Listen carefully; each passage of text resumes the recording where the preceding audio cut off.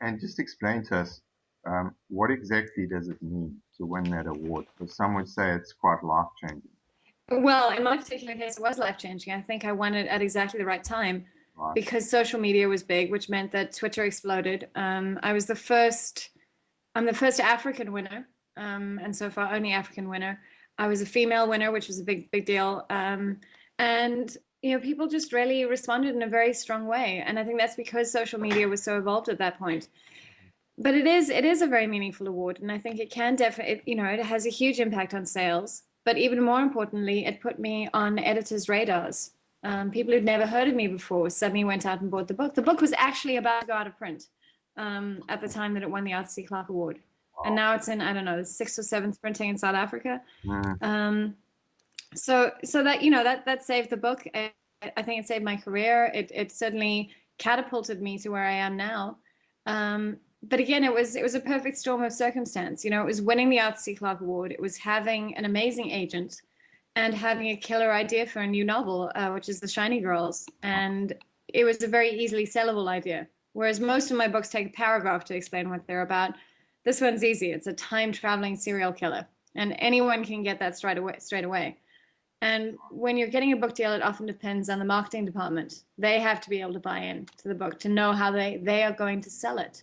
uh-huh. Um, and this was an easy sell. So, but if I hadn't won the Arthur C. Clarke Award, it wouldn't have made, it wouldn't have had the impact that it did. So it was those three factors together were just amazing that they all happened at the same time. It was awesome. Mm. And of course, we just heard that the So I TV. think I think that Sorry, carry on, carry on. sorry, what I was going to say is I think it also shows you, that luck is definitely a factor in success, Uh-huh. but you also make your own luck. So if you do get a moment in the spotlight, like winning an award, like the Arthur C. Clarke Award, you got to tap dance your ass off, and make sure that that moment in the spotlight actually translates into something. So Mm. yeah, I put on my tap dancing shoes and I bust some moves.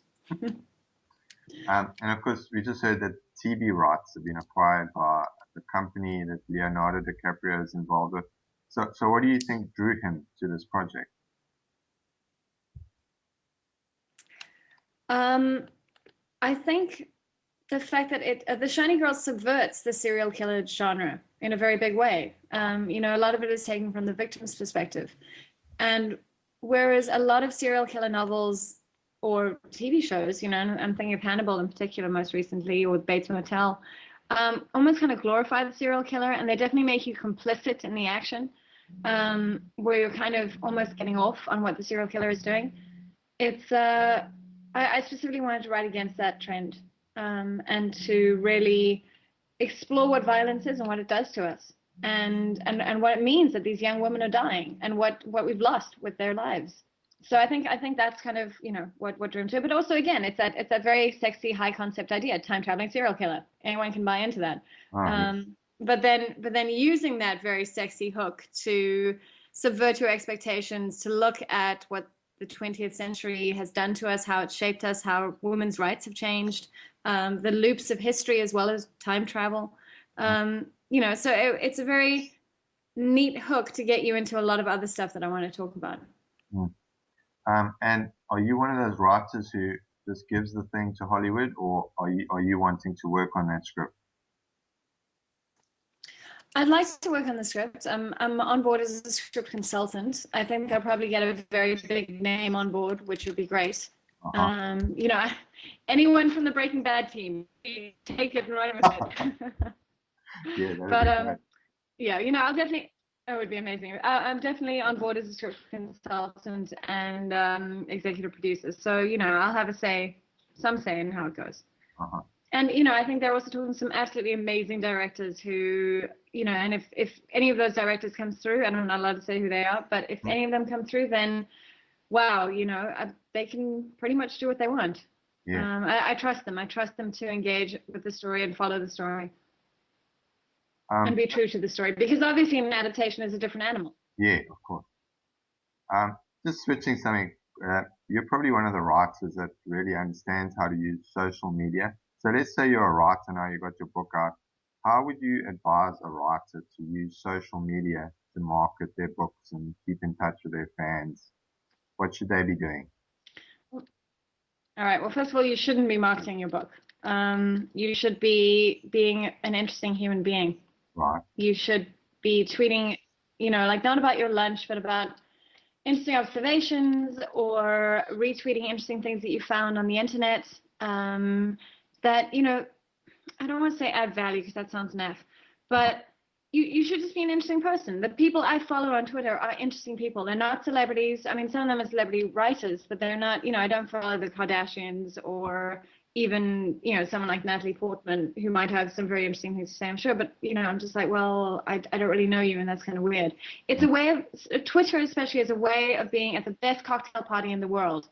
And you want to have kind of cocktail party conversations. You want to discuss nanotechnology being used as a cocaine intervention. You want to engage with people with interesting minds and just have the most awesome, incredible conversations. And that's how you should be using social media. You can, and you should tweet about your book, but not relentlessly. If there's something interesting around the book, like, I just interviewed a taxidermist for my new novel, Broken Monsters. And I tweeted a link to her website and said what a weird conversation we had. And people find that interesting. But you can't say, oh, buy my book, buy my book, buy my book, because it's, that's spam. It's like, it's the equivalent of those horrible phone calls you get from the cell phone companies trying to sell you on your new plan. You're like, please, no, go away. So, just be an interesting person, engage in conversations. I do retweet reviews, but also, I assume people are interested in my book or interested in my work. And also, especially if it's a blog, I want to say thank you by driving traffic there. So, I'll try and pull out a quote and say, here's a cool review, and here's a link, thanks so much. And I think that's the way to do it. Is to just be an interesting person, or try to be. Fake it. And don't ever tweet when you're depressed or down. I know I've unfollowed some people who are just like, oh, life sucks, it's so horrible. And it's just like, no, seriously.